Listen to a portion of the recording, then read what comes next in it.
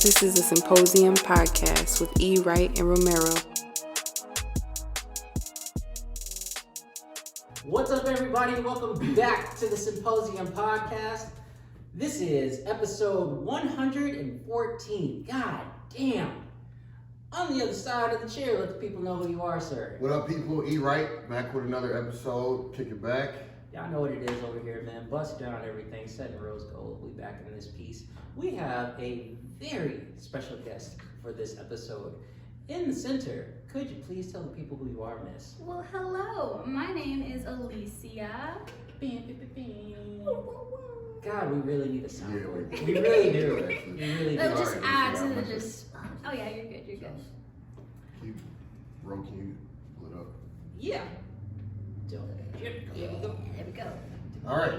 So, before we get into anything else, as always, we always got to do it right. To my man and to the people, everybody grab a cup. Cup alert. Cup alert. Oh. Welcome to the party. Clink, clink, All right, clink, clink, clink, clink. Oh yeah. Oh, can't forget the tap.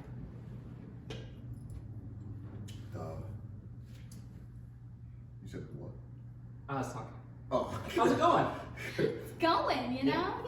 Yeah. Liking it. This is something I've never done before, so I'm excited and nervous all at the same time. Welcome to it. Yeah, Glad thank to you. have you on. I'm glad that you invited me. I appreciate that. Absolutely. Yeah. E, my man, how are you? I'm well, man. You Yeah. know, it's a busy season for me. Basketball about to start. Yeah. School is schooling. You know, kids School is just being schooling. kids. Yeah. And, it's good though. I'm good. I can't complain, man. You know, just trying to get to it. You know, I trying to feel it, get bro. to it. How you doing? I'm all right. You know how it is. Just keeping busy. Yeah. Just working. Trying to tend to people's mental health. Oh yeah. Doing the best I can.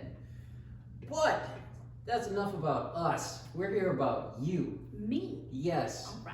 All right. We did not mention it, but this young lady is JC's sister, who we mention way too much on this podcast. She's just a great person. She's so how okay. could you not? She's all right. She's okay. Just a little. I think she gets a little too much love, in my opinion. Oh God, no, never enough.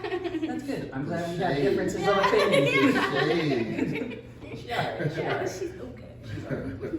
But again, we're here about you. Right. So I am curious to know, because you recently just moved here to Minnesota. I did, yes. Can you tell the people where you're from originally? So I'm originally from Denver, Colorado, born and raised. Born and raised? Okay. Yeah. I didn't know that. I knew you like had a time in there, but I didn't know Yeah. you were born. I was born there, and then when I was about like 3 months old, my parents moved all of us to Las Vegas, New Mexico. So not the fun Vegas, the very small Vegas that no one really knows about.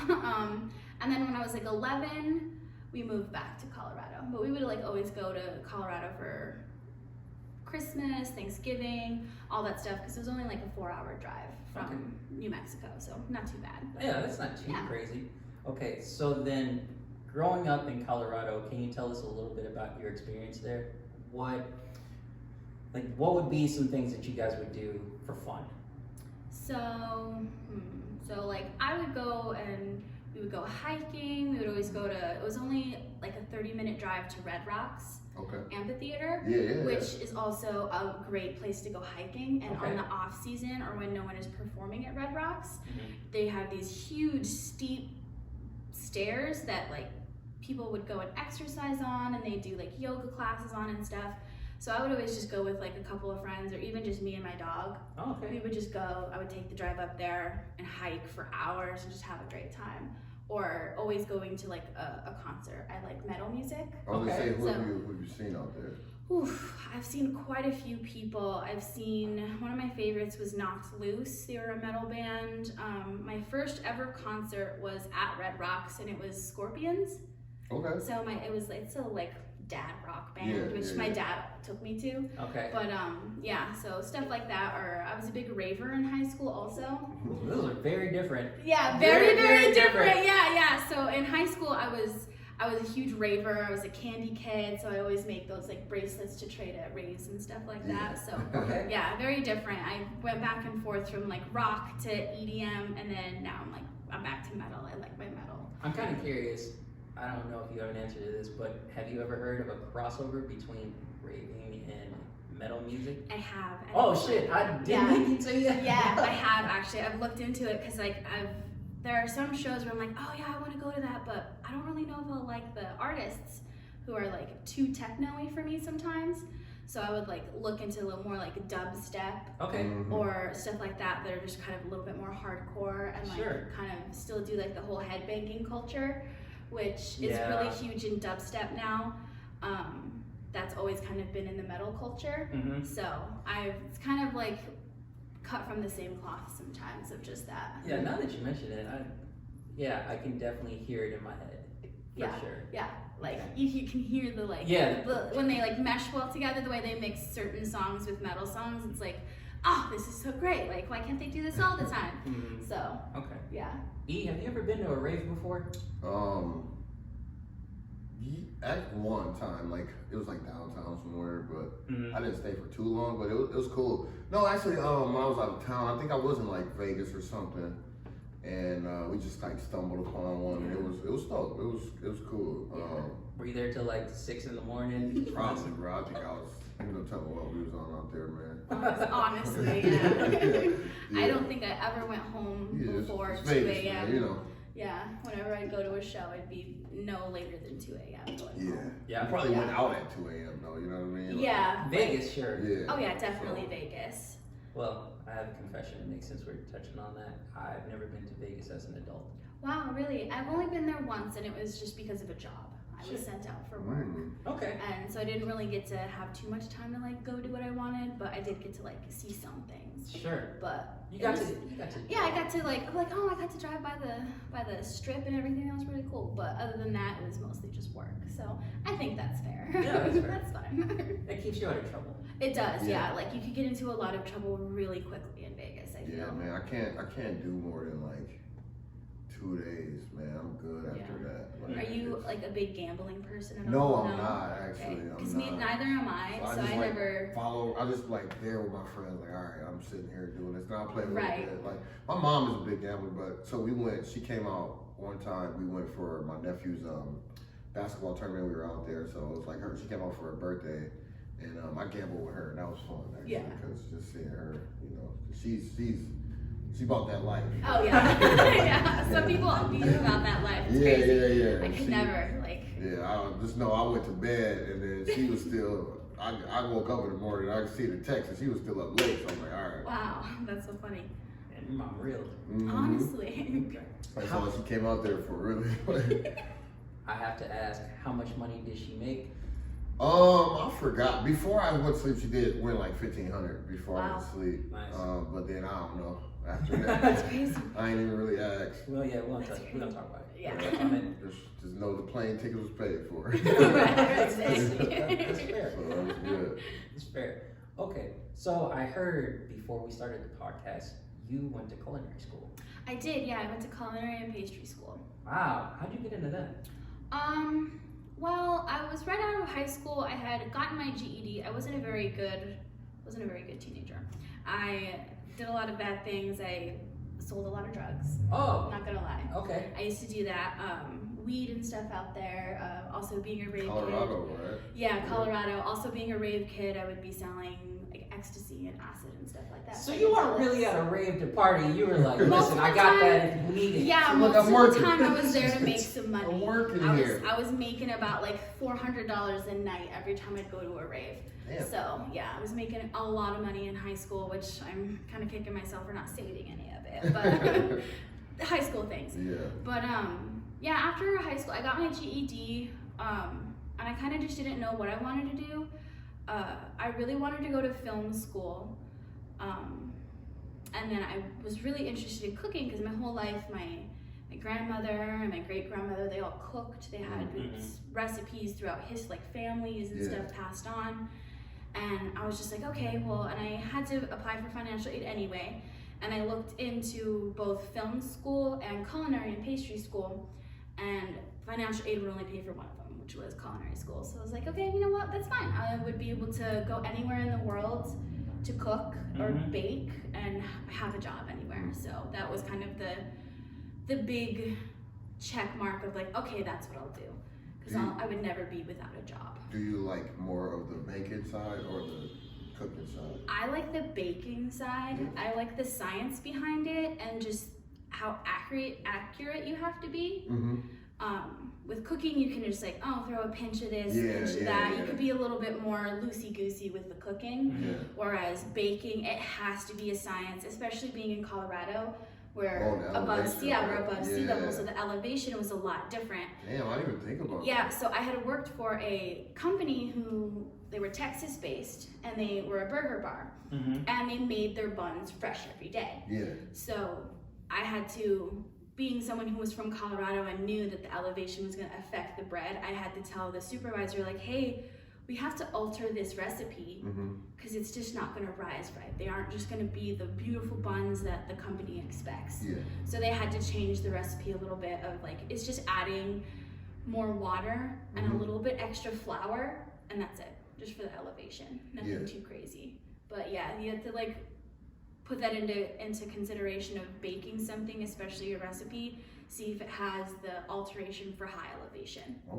Wow. Yeah, because we are so above sea level. Yeah. I'm learning new things. Even like athletes, when they come to Colorado, they have to be here, I think like maybe a couple of days to a week early to acclimate to the altitude. Otherwise they wouldn't perform as well as, say like the Broncos or the Rockies, who are constantly in that elevation to be comfortable with and be able to perform correctly as an athlete for their job. Since you just brought that up, I was gonna ask, how crazy is it out there right now with the whole Colorado like football stuff? Is it just like It's pretty crazy, honestly. Like, it's so funny. Our stadium has changed names I don't know how many times. So now I don't even know what it's called. I just call it Bronco Field because that's where they go. That's what they do. Everybody loves baseball too. The Rockies, everyone is about it during baseball season. And it's right down at like the stadium is right in the middle of downtown. So like you could like park at a business and just walk a couple blocks and be there for the whole game. What about college football though? Like there's football? I don't really think they're not like the football team's not too crazy good out there. So there's not a huge following for the college football. To my knowledge, I'm not the biggest sports person. So. But I do like, I've been around it for so long in my life where I'm like, okay, I kind of care to know these little tidbits, but not too much to like, that's what I'm about, That's fair. Yeah, but yeah, like people are more of a huger fan of the football and baseball. We do have a hockey team too, but I don't really hear much about them, so. That's all right. Yeah. That's okay. Right. Okay. So I am curious, knowing that you've gone to culinary school, what's been the most difficult thing you've ever made? I would have to say croissants. Really? Took me 2 days because I'm a warm-handed person. So, and with croissants, the butter has to be cold, and you're folding the dough with the cold butter into hundreds of layers. Hundreds and hundreds of layers, and if you don't do it correctly, if the butter melts in any of the process of making a croissant, the dough won't rise and it won't be a good croissant. Wow. Yeah, like French baking is a little more tough because everything has to be cold and flaky and you want these beautiful layers. Lobster tails are also really hard. They're somewhat kind of like a croissant, except it's a huge like rolling pin rolled up in dough, and as you have to pull the dough till it's like almost paper thin, and you roll that back up into another roll basically and make thousands and thousands of layers. So when you cut a circle of the dough off and you fan it out, it literally fans out perfectly into like almost like a seashell. Which is pretty crazy. Like, wow. Yeah. Have you ever made either of those things? No, I'm not baking. I can't make anything, especially from scratch. I mean, I could try in the kitchen. But yeah, but not baking. Baking and cooking are two different things. So That's fair. Yeah, so I've never tried to like really bake anything, but no, I just like to cook and eat. I'm the eater. I'm the test. I'll test it. But not really baking. I haven't never baked anything. Right. that wasn't out of the box. That's fair. Actually, come to think about it, I don't think I've ever baked.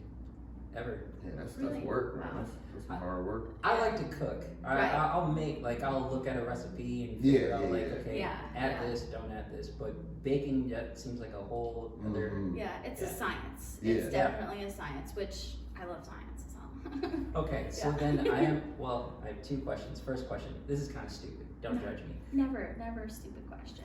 Well, I haven't asked it yet. Oh, very true. I should probably wait. Have you ever seen the show on Netflix, Is That Cake? Yes, I have. You I love love that show. watching that show. Shut up! That show is so good. I like that show too. That's totally We fine. probably talked about this show like 3 Really? times. Sorry, Is it continue. cake? Hold on, this is a professional. Okay? I have to ask. You gotta ask. Okay. I love that show. So- it's great. As a culinary chef, are you able to identify what's a cake and what's not? 9 times out of 10, I get it right. I don't believe we Sometimes have to like, watch an episode. Yeah, we'll have to watch an We have episode of like, that's cake. I can tell you why it's cake. Like, oh no, that's too shiny. That's cake. Like it. I think also because I have been a cake decorator as well. Oh fuck. Like, All right. so I'm like, oh, that's Is it, cake. what is it? Is it fondant? Fondant, yeah. Fondant, yeah. Which is just marshmallow and powdered sugar. Oh, wow. Just okay. mixed together so much, and Yeah. it creates a dough. That's all. And then you gotta put color in? Yep, put Okay. coloring in it. Gel food coloring is usually the best because you can't taste it. Because if you add too much food coloring, then it starts to just taste like ink, Yeah. which is yeah. nobody likes that. Yeah. So Okay. I'll keep this in mind. We'll watch an episode and you'll be like, that's cake. And I'll be like, Mr. Benjamin says it's not. well, excuse me. Okay. Now, second question. This is a little more serious.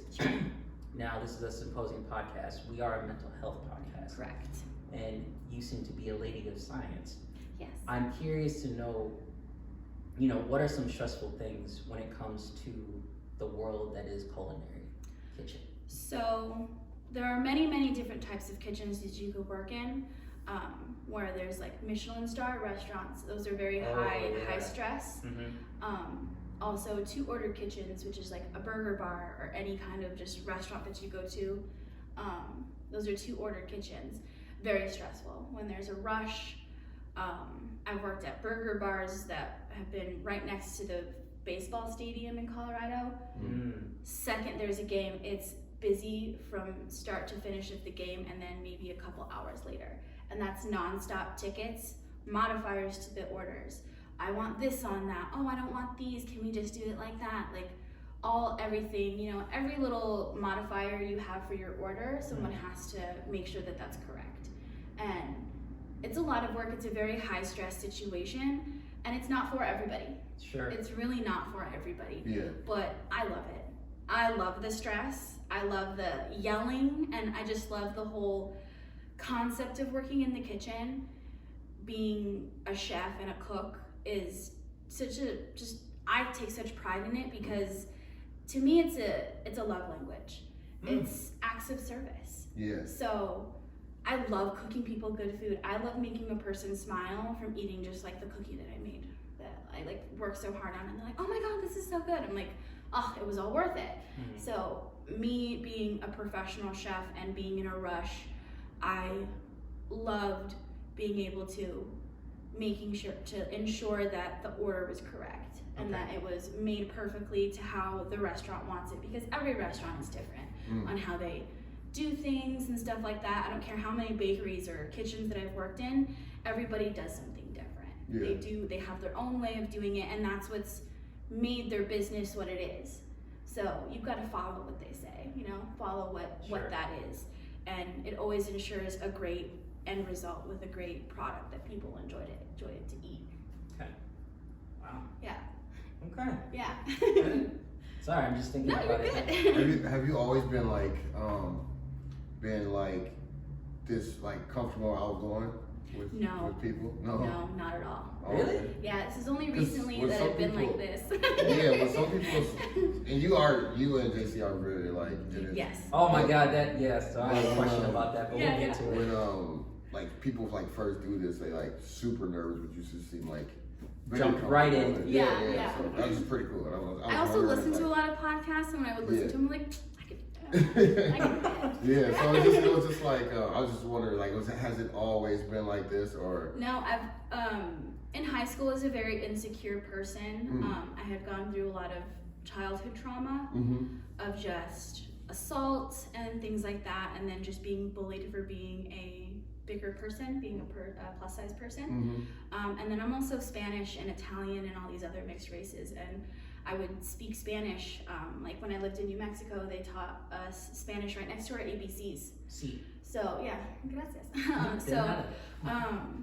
When I moved here to Colorado, I had asked the teacher, in Spanish, can I go to the bathroom? And the teacher looked at me like, what did you say? I was like, in English. I said, can I go to the bathroom? And she goes, you don't have to ask in Spanish, just go to the bathroom. So that immediately made me think, don't talk in Spanish, got it. And because I'm such a fair complexioned person, it looks weird coming from a girl who looks so white to be speaking fluent Spanish. And I got kind of judged for it because Spanish, being from Spain, is a lot different than being Mexican. Yes, that is. And it's a different true. dialect. Yeah. It's a different dialect. So being someone from Spain, even saying like my name is Alicia, but in Spanish it's Alicia with the TH, the part of it, very different than like someone from Mexico being, Alicia, ¿cómo estás? You know, stuff like that. Valerio, stuff like that. So, and I've just recently learned that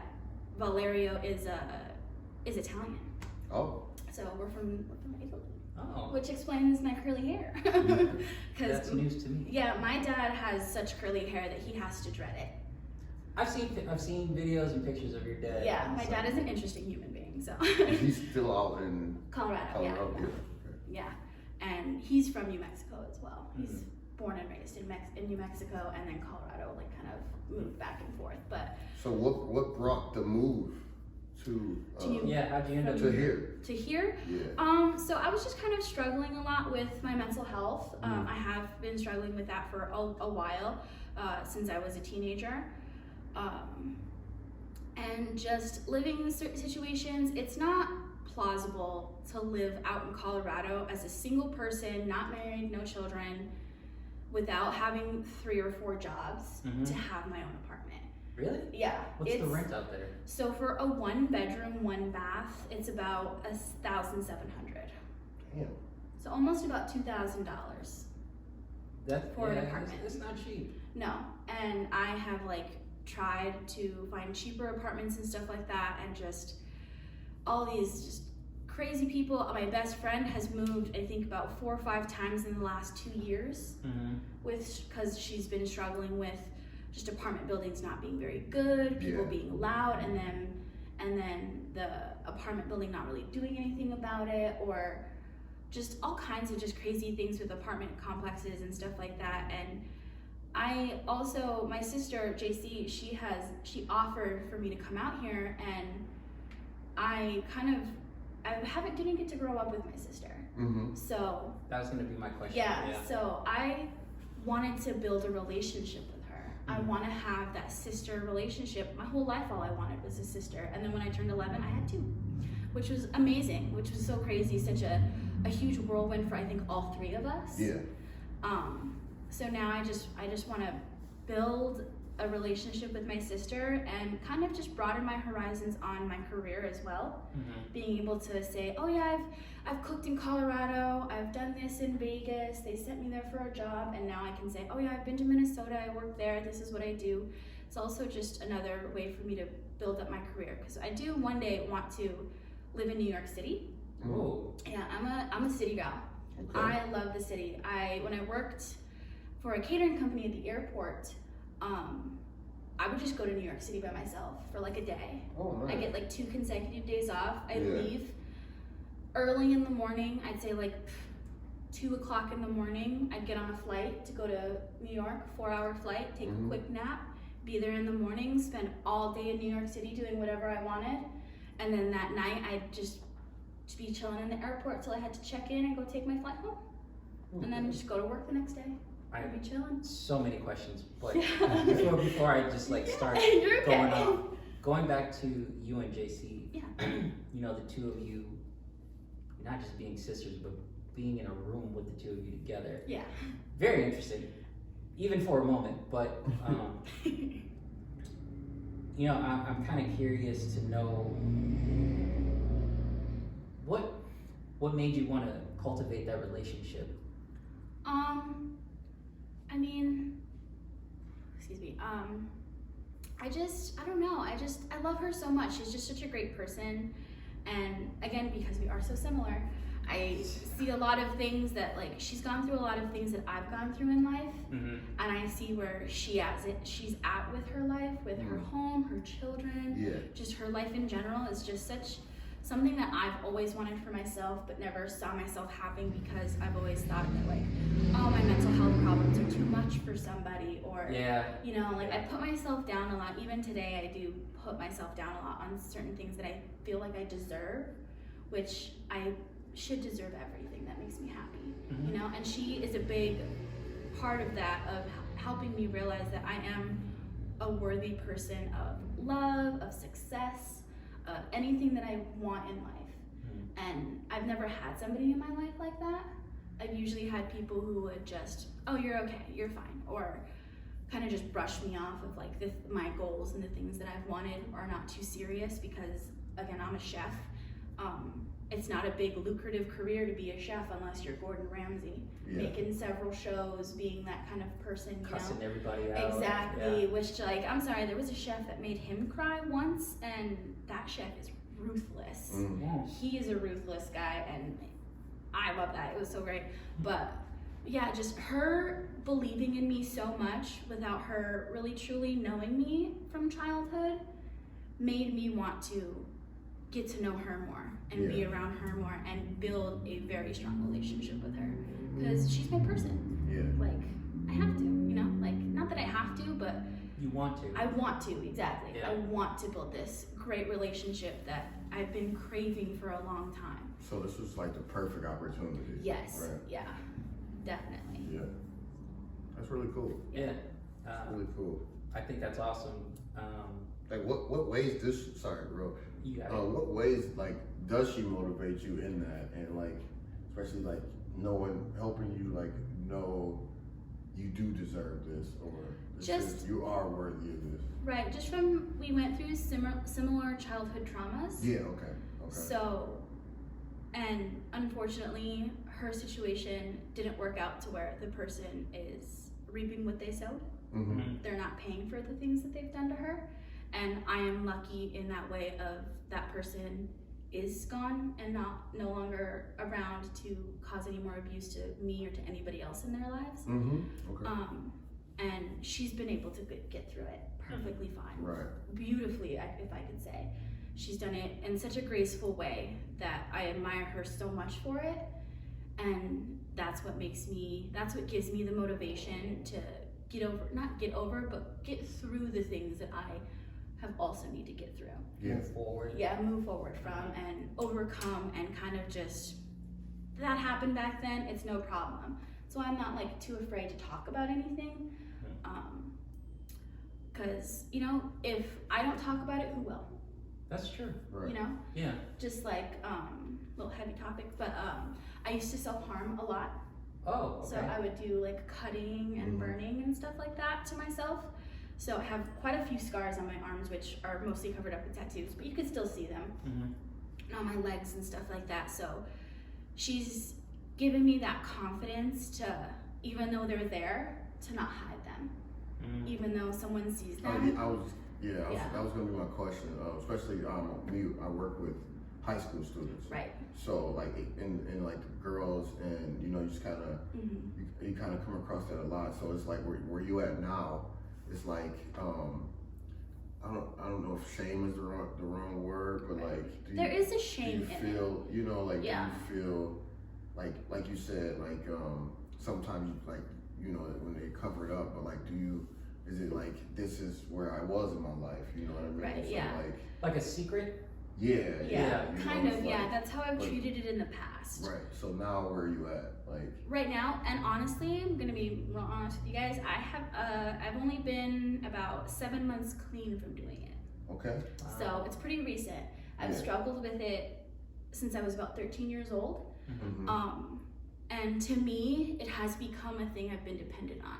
I'm not dependent on like marijuana, which, you know, is common, or any other kind of drugs that I've like experimented with in the past, or even alcohol. Alcoholism runs in my family on both sides. Yeah. So that was a very surprising thing that I learned about myself, that I'm not. I was like, I could not do this all day. Like, oh, that made me feel so crappy. But that was my coping mechanism with my emotions of the traumas that I went through, was to hurt myself. Yeah. Just because I always thought of my presence as being a burden on others because of the things that I went through. So that was one thing that I could do for myself to just, that was how I could express my inner pain, was on my physical body, which it's not the best. And it is something I will say that I did become addicted to for a while. Yeah. Because it does release a certain type of endorphins into your brain when you do it. It is almost like a drug. Like, and sometimes I would feel like, oh my God, like I feel like I'm doing heroin right now. Like the way I have to like set myself up to do it and stuff like that. Yeah. So it was very hard for me to not be able to do it. And JC has just made it so comfortable for me when like ever she sees it, she just gives me like a good, like, it's okay, like a reassuring touch.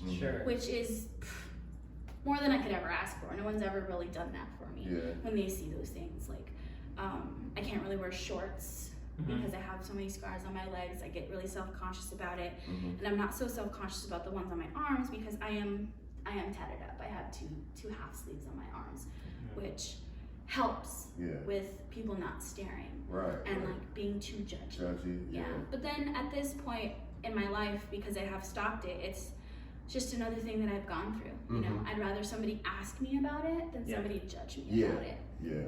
Because we all go through our own shit. You know, we all go through our own problems. We all have our own traumas, and we all have our way of dealing with them, either in a healthy way or in an unhealthy way.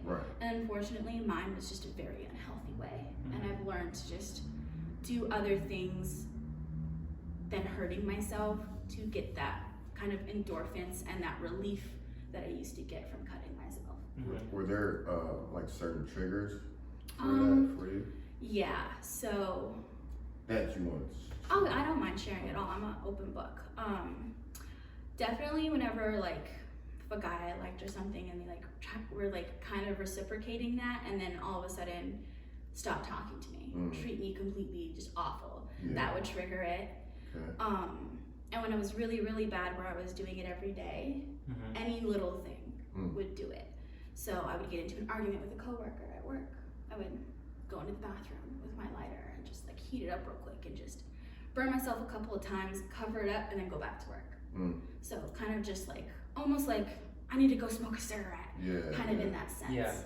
You know, any kind of like little bit of stress, that would do it. And any kind of emotional distress. So if like, I was bullied a lot as a child. So because I am a bigger person and I was a bubbly person at first, and then I got bullied so much for being a weird, weird, or like, why are you doing that? And I would like self-harm. Yeah. Well, it looked like it was self-soothing. There was a big consequence to it. Yeah, definitely. Also just immediate shame. Like I felt great because I got that release, but then shame because I knew the people that I love, my parents, my friends, my cousins that I'm close to, I could see the hurt on their face, and immediately I would just feel even worse about myself. And then I would just hold on to that hurt to then later do it again. Just a vicious cycle. A way I explained it to my mom when I was a teenager, because she would ask me why I would do that to myself, I would tell her, well, imagine I'm like a deflated balloon, and just all my emotions are what's filling this balloon up. And it just gets bigger and bigger and bigger to where it can explode, but I don't explode. And then when I would self-harm, it would just relieve just a little bit of air, and I would slowly deflate and deflate and deflate and deflate until I'm no longer a filled balloon. And then it would just, again, over and over again and again, another vicious cycle. And like, that was the only way I could explain it to her. And that's when she was like, oh, okay, I get it now. Like, that's what it was, okay. Just that's how I would handle any just overwhelming emotion, because I was never taught how to deal with my emotions. I have ADHD, and I wasn't diagnosed until I was an adult. Okay. So I hear that a lot. Yeah. People. yeah. We've actually had like a few people who've been on here and said that. So. Yeah, and it's with girls, it's a lot different. We mask.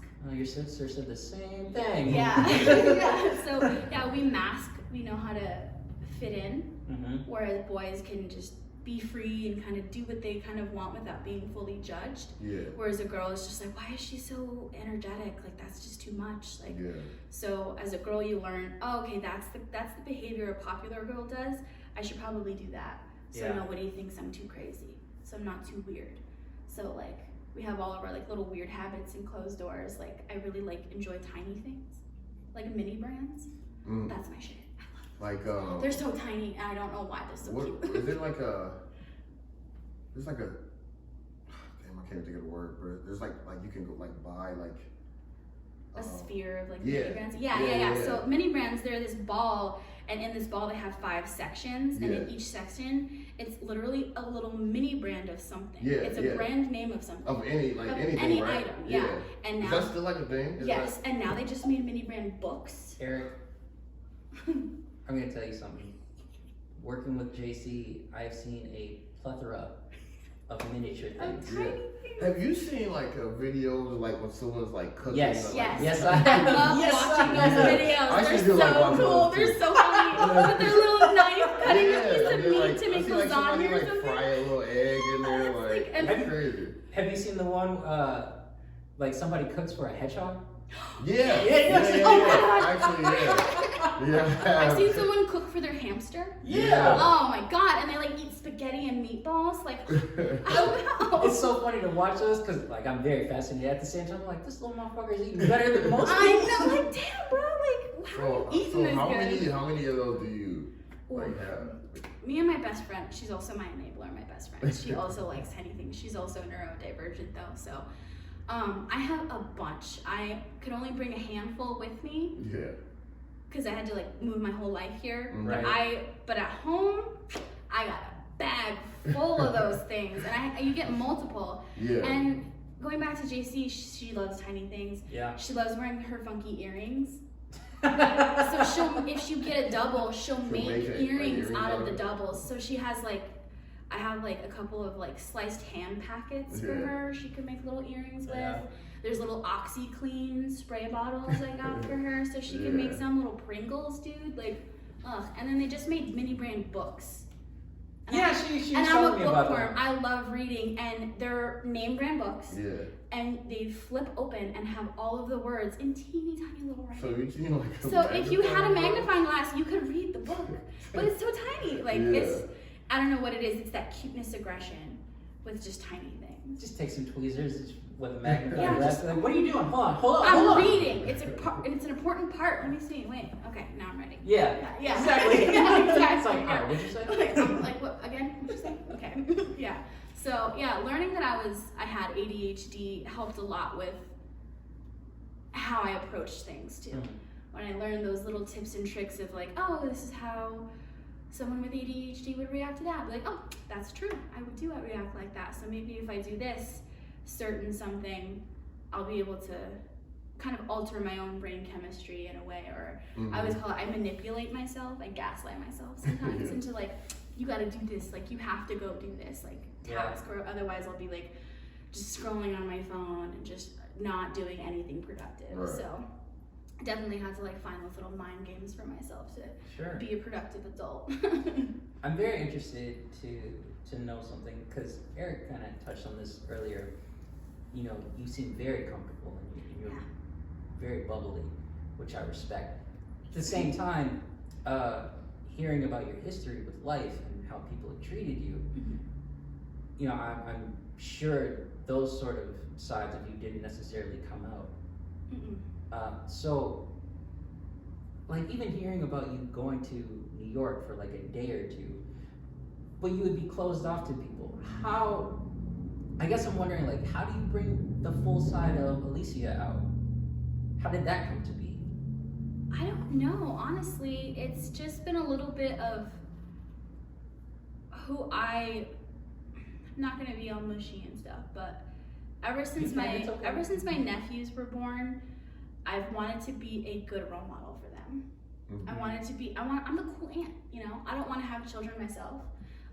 That's my personal choice, just because of my own past traumas as a child and stuff like that. But with the kids that I am around, I fully enjoy their company. JC's children are amazing goofballs that they're so creative and so funny, and I just love them so much, and I want to be their cool, fun aunt. I want to be that person for them where if they feel like they can't talk to JC, they can come talk to me. If they have any worry in the world of like, I feel stupid, you're never stupid. Right. You know, like in this whole world, nobody is who they say they are. Whether Instagram famous, anything, they're not truly themselves, and that's something that I don't necessarily understand of like people of my age. I'm like 29. I'm not huge on Instagram. I don't have thousands of people that follow me, but I do want to be a real person, a genuine person. And I think just because of all of the dark things I have experienced in life, I know that there are good things in life, and I try to be positive, because again, if I'm not, who is? Be that bubbly person. Someone says, oh, I'm having a shit day, like, well, what can I do to make it better? You want a funny dance? I'll dance around for you. I'll be like really funny. I'll make a really funny dad joke, like what do you want to do? I just want to be that kind that not everybody sees in the world. I want to be that little bit of spark, it may not be as big as the sun, but it still sparks a little bit.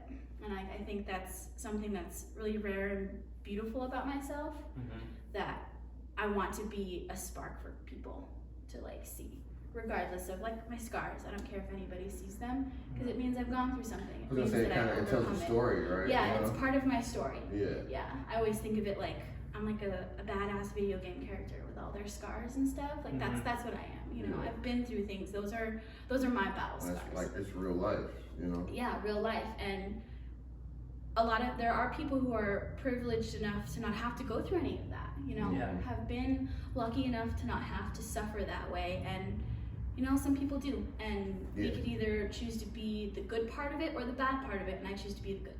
I'd rather be a kind, loving person than a hateful person. I respect that. Yeah, I respect it a lot. Okay, before I say anything else, E, do you have any other questions, or? Okay. Not like Not at the moment. at the spot. Like, Didn't mean to put you on Like, whoa.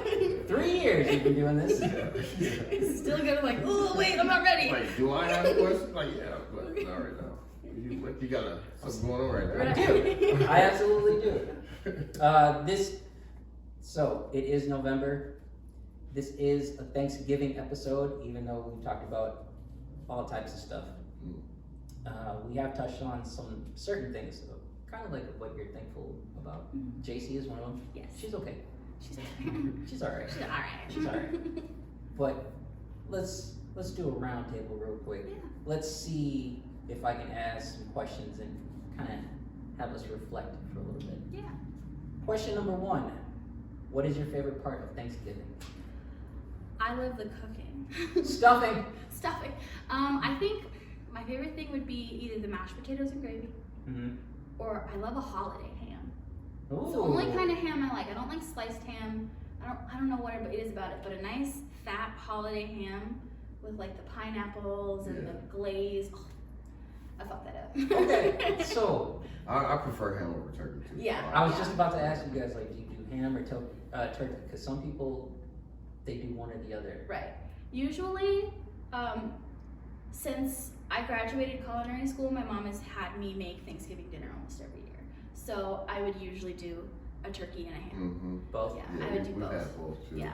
Just because in my family, it's only like maybe a couple of people. We chill, we're in our pajamas, we all have a movie that we've been wanting to watch with each other, so we'll all watch it together and eat. It's nothing super formal or anything like that, so it's usually pretty laid back. Yeah. Okay, that's legit. Yeah. Number 2, what does the term give thanks mean to you? That's a good question. Give thanks. I'm a person of showing people my love and thankfulness for them through acts of service, doing things for them. I'm not big on like, I love giving words of affirmation as well, but sometimes I feel like, oh, I'm being too much. But acts of service, so whether it's me cooking the whole dinner or, you know, bringing a dish that somebody wants for me to bring that they love that I make, I'll bring it for them, and I'll even make a little extra on the side so they don't have to share. You know, that's kind of my thing of just doing things for people, just to not only feel value for myself, but kind of just have that little bit of value to somebody else of just like, oh my gosh, she's so helpful. Like, that's amazing, you know. You are a peach. Oh, thanks. I don't bruise like one, but I am a peach. E, what about you? What random acts of kindness? Oh, that's not the question. Sorry. I chucked it like David Letterman. What does the term give thanks mean to you? I feel like I would say giving back as well, because I too am really into like doing things for other people. Yeah. It's the bee's knees. Yeah, so I really just enjoy that. Like anytime I can go on my way to do something for somebody else, I'm doing it, and I don't know. That's kind of what it means to me. Just just giving back. You know. Yeah. That's fair. What about you? If we're gonna put it in like a love language, I'd say quality time. Yeah. I'd say quality time and words of affirmation. If there's something that I feel like could add to your life, or just for a moment make you feel good about life and moving forward, I'm gonna say it. I'm gonna do whatever. Even if I just shut the fuck up in the time that we're together, the fact that we're present in the moment. Yeah. That's all that matters to me. Yeah, So. that's a good one. Okay. What random acts of kindness have you received this year? So not just talking about giving, but what have you received? So my best friend, I love her to death. She's amazing. She loves sending me random like things in the mail. And before I left Colorado, she loves these things called squishables, and they're just like all kinds of themes. And me and her are very much into horror movies and stuff, and scary movies and like all that stuff. So she got me a little Plague Doctor plushie. He's so cute and so adorable. He's like this big. And she also got me a plushie of like a cauldron that it was like so menial and so just like, oh, whatever, but I loved it. Like, I love that little thing she gave me, and that's kind of like the last thing she was able to gift me before I left. Wow. So, and I haven't always given somebody that title of my best friend, just because like this, in my past, every time I would give someone that title, they would do something to fuck me over. Yeah. And I'm like, okay, well, you're not my best friend. Like, geez, like who would do that? She's been one of the most consistent people in my life to be there for me when things are hard, be there for me when things are great, and I've been able to do the same thing for her. Nice. So that's something that like she's always been able to do for me, is just like give me those little gifts, and like I love that. I love that she thought of me enough to be like, she'll love that. Click, buy it. She earned that. Yeah, she earned that number one spot. Yeah, she has, and I appreciate her every day for it. So Okay. yeah. Nice. E, what about you? What random acts of kindness have you received this year? It's been a long year. Yeah. It has. It has. I honestly, I wouldn't know, man. Like, I feel like, okay, I would say, just kind of with the new, like just kind of running this program I'm running at school. Yeah. My team has been very helpful with that, assisting me with that, and just like trying to take a lot off my plate. Yeah. And it's very appreciated. I will say, just kind of on what we're talking about, one of my good friends,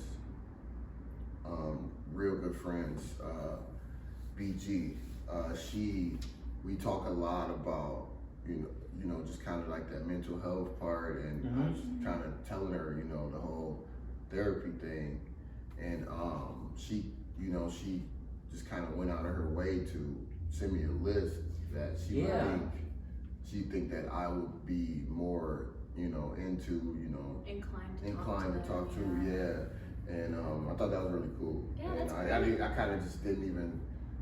I acknowledged it, but I didn't like. You didn't act on it. Yeah. But I am actually. But I just like I didn't make it a big deal. I think I should have because I think that was really cool. You know, because it was kind of random. It was like probably like a week later. Like I forgot we talked about it, and then I just get a text with like, you know.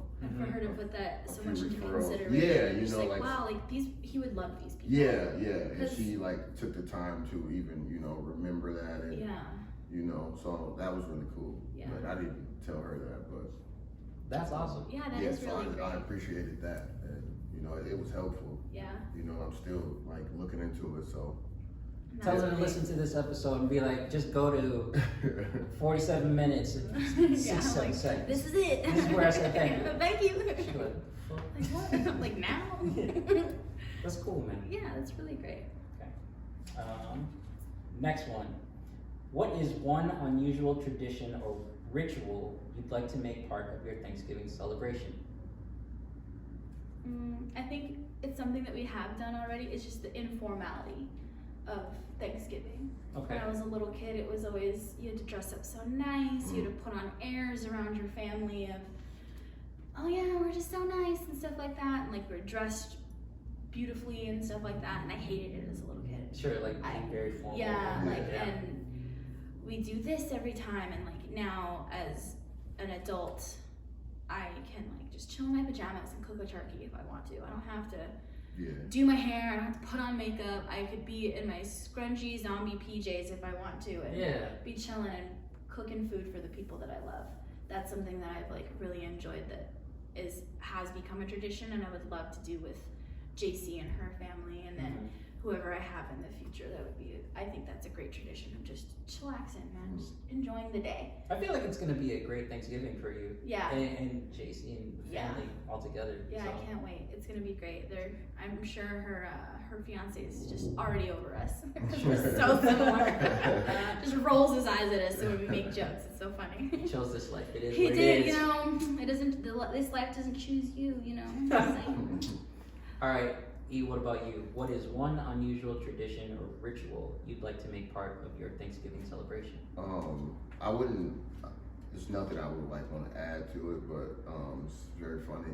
Like as long as I can remember, my family never does anything on time, like at all, like literally at all. And it doesn't fail every single time we say we're eating at this time, and it's always hours later. And then now I was like, I'm old enough to like call it out. And so since then they're like, all right, Eric is gonna be upset if he comes and it's not ready. So they tell me either the time is later or it's not the right time. They'll tell you, I know we said this time, but we'll come later.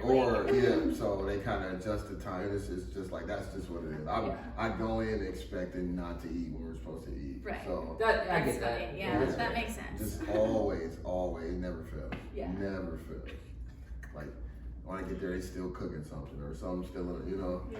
And it is very informal because they, you know, nobody's dressed. No, we're just watching football or just chilling. You know, just chilling. But it is, you just gotta know to eat a little bit before you get there, and then, you know. Right. That's I gotta snack on something before you actually go to the dinner. It's every year, literally every year. I'll tell you this, I know for a fact, whenever my parents tell me like when dinner's gonna be, I add an extra hour. Right. So then if they say like, yeah, dinner's gonna be at 3, I'm like, okay, so it's probably gonna be around 4:30. 4:30. Yep. So that makes sense. I get you.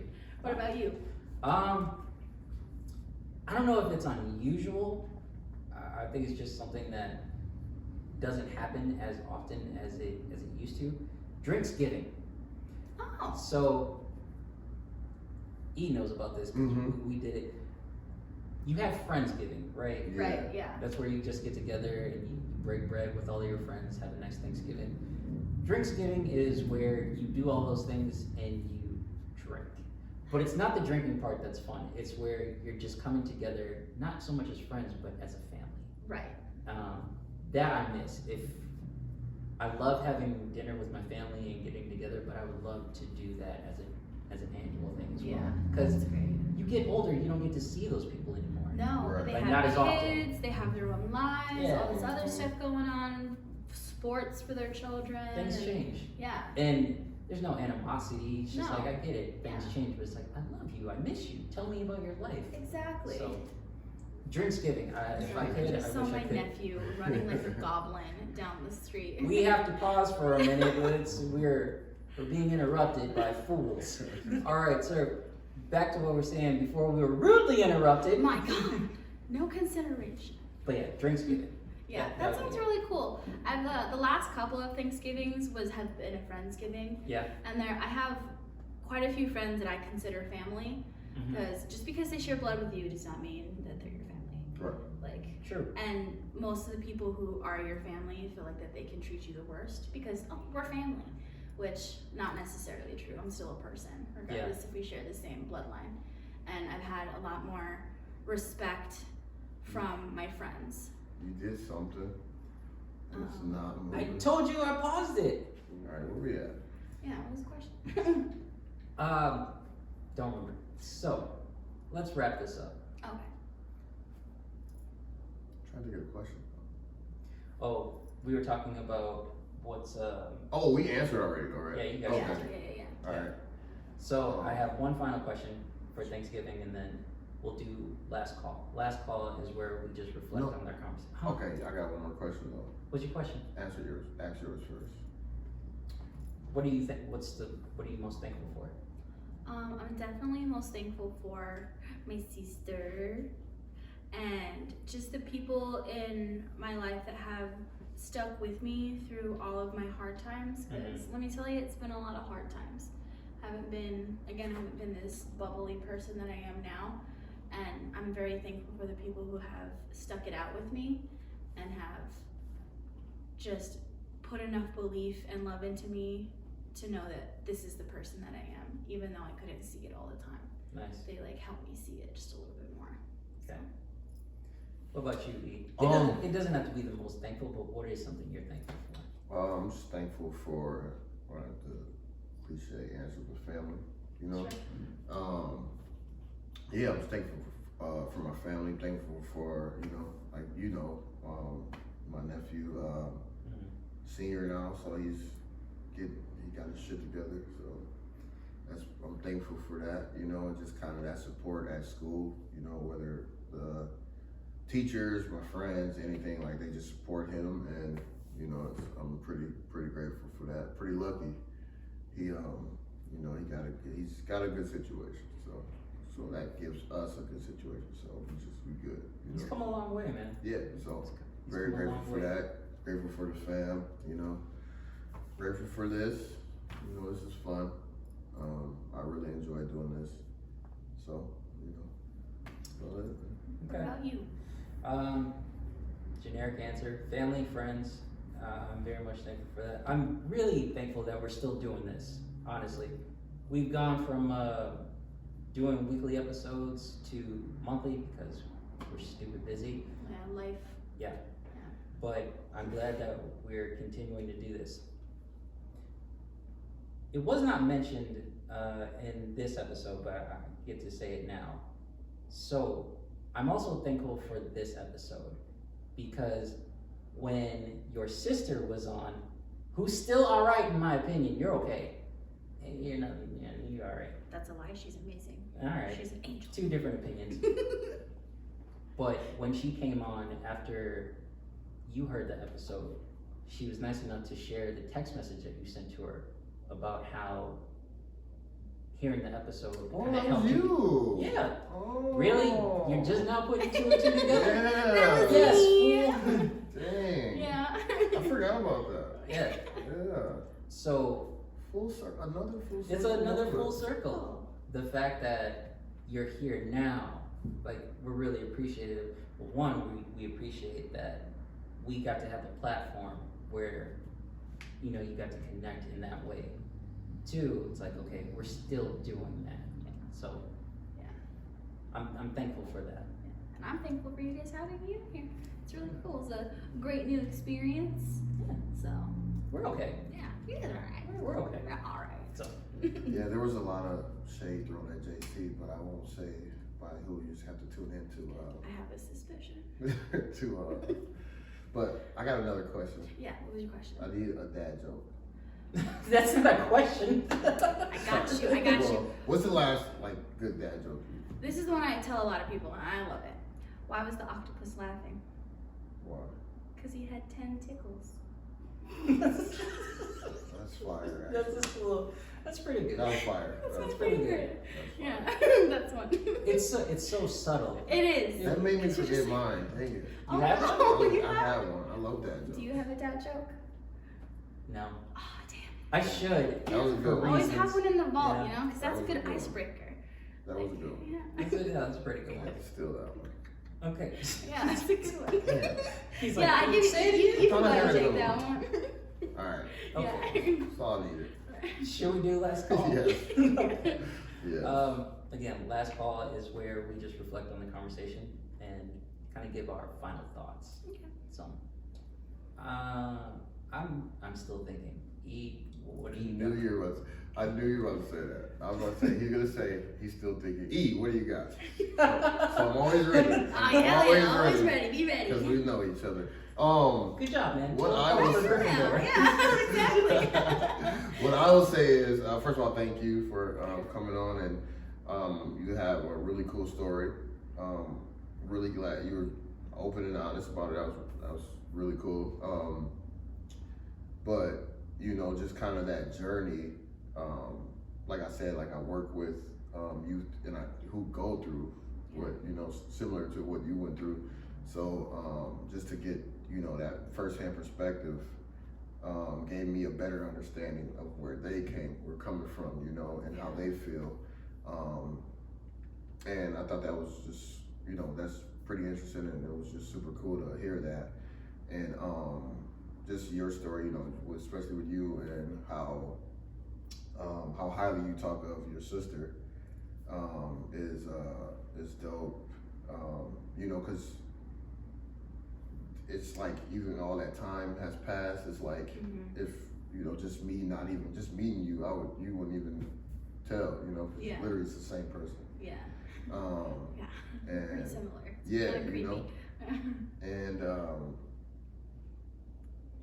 it's just we talk about it all the time, and just kind of figuring out who you are, knowing who you are, and just navigating through that it could go either way.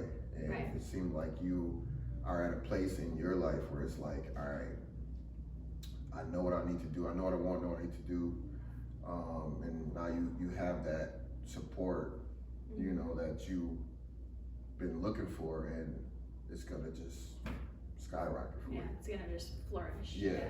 Which I'm super excited about. Yeah. I can't wait to see that part of myself that is 100% genuinely me. Yeah. Yeah. That's gonna be really fun to discover that. Yeah. So that's just my reflection on this episode. Awesome. Ramiro? I don't know. I've kind of said it already. I'm just thankful that we got to have you on. Again, it's a full circle moment for us, and I got to learn a lot more about you. Yeah. It's one thing to hear about you, but then to actually see Right. you and hear you, Yeah. it's like, oh, And I'm sure my sister says so many other nice things about me. your sister says nothing but wonderful things. She speaks very highly of you. It's Oh, actually kind of weird because We speak so highly of each other without even each other being in the room. well, now I'm just gonna be here. I'll talk to her. I'll be like, who am I talking to right now? Right? That did make me feel like damn, I was kind of shitty to my sisters. No.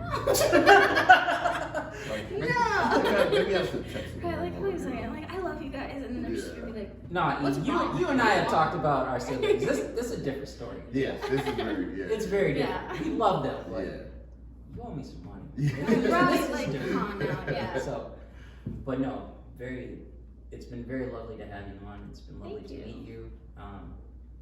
And I'm very happy that you're here. Not just on the pod, but in Minnesota, especially Yeah. with what you've endured. I'm excited to see what the future holds for you. Yeah. That does make me ask this question for you outside of the last call, or it could be your last call. You know, what are some words of wisdom that you have for the future generation coming up? I would just say, you know, we have our struggles, and again, everybody goes through their own shit. Mm-hmm. Everybody's in their own world, so they don't always see from other people's perspectives. So just be a little kinder to everybody you know, because you don't know what they're going through, you don't know what they've dealt with, and you don't know how they would handle it.